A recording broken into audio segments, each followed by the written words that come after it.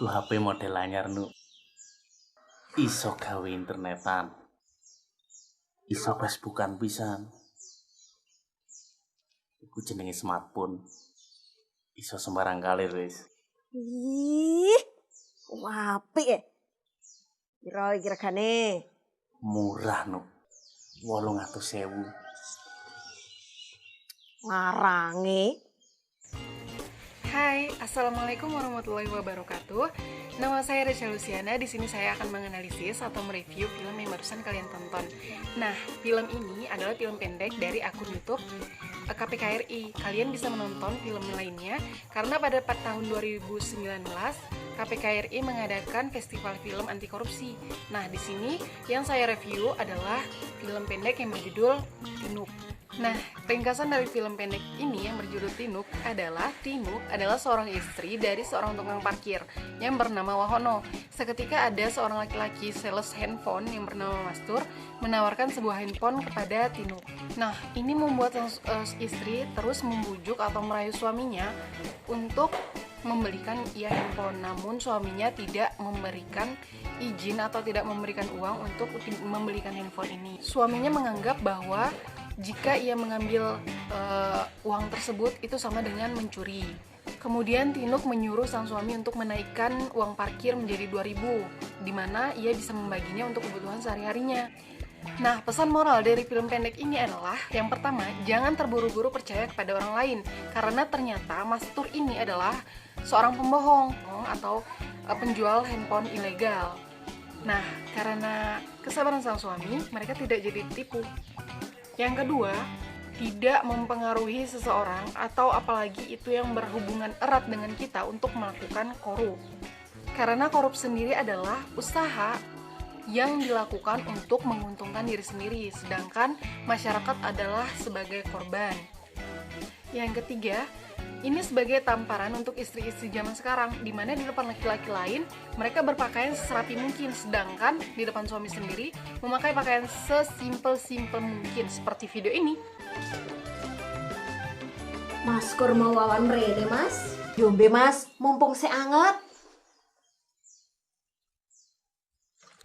Nah, dari yang saya lihat, Tinuk ini memiliki sifat yang cerewet, suka menuntut. Kemudian yang salah adalah dia membiarkan seorang laki-laki masuk ke dalam rumahnya sedangkan suaminya tidak di dalam rumah. Nyidak mrene. Foto karo aku.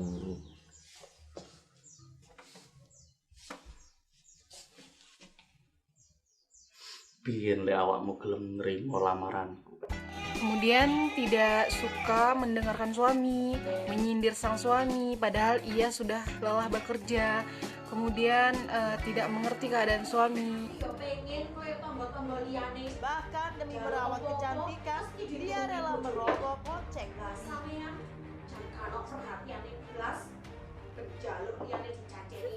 Selagi itu emang perlu buat aku. Tidak bersyukur memiliki suami yang jujur. Nah, yang paling fatal adalah dia menyuruh suaminya untuk melakukan korup, yaitu di adegan ini. Duit parkir digawe dhisik ae, Mas. Gak saelek-elekku dadi tukang parkir. Gak kate ini aku iku ngetip. Duh, titik lho. Tapi ini kok mbok Karo gawa. parkiran pasar Tugu. Gawe duit kas tahil mana ya? Nah, adapun sifat sang suami menurut saya adalah dia sabar, dia tidak mudah terpengaruh oleh perkataan istrinya, di mana memang itu adalah sesuatu yang akan menyenangkan dirinya. Nah, kesimpulannya dari film ini adalah kita tidak boleh terpengaruh dengan seseorang untuk melakukan korup. Karena korup sendiri adalah tindakan yang tercela. Selain di akhirat, di dunia juga dia akan merasakan bagaimana dikucilkan. Karena dia sudah melakukan sesuatu untuk menyenangkan dirinya sendiri, sedangkan masyarakat yang banyaknya menjadi korban. Korupsi itu rusak, busuk, memiskinkan. Korupsi bisa dilakukan oleh siapa saja, orang biasa maupun orang pejabat.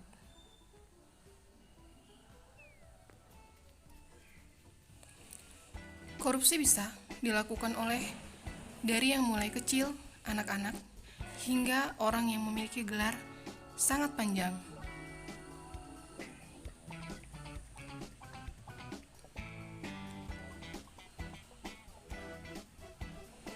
Korupsi bisa dilakukan di mana saja. Saat kita membeli gorengan 3, bayarnya cuma 2. Tanpa disadari, itu juga korupsi.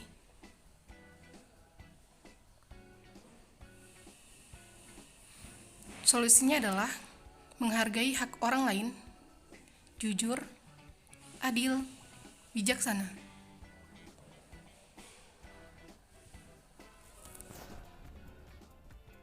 Mau hidup enak tanpa susah payah? Nggak mungkin.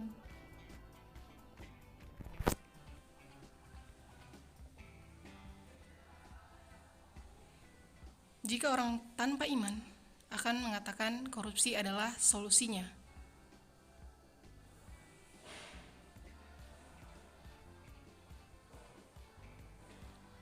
Korupsi tidak boleh dilakukan, sebab itu menyusahkan orang banyak, mengorbankan orang banyak, dan hanya menguntungkan diri sendiri. Apa sih korupsi? Korupsi itu merupakan suatu tindakan yang menyalahgunakan jabatan atau kekuasaan untuk menyenangkan diri sendiri.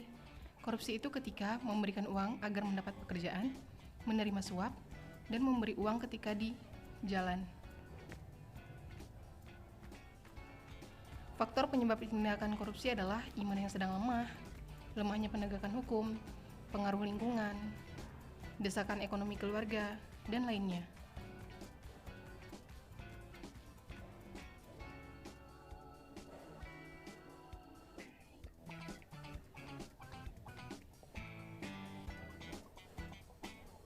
Korupsi hanya bisa ditutupi untuk sementara waktu. Sebab ada KPK yang akan memberantas korupsi.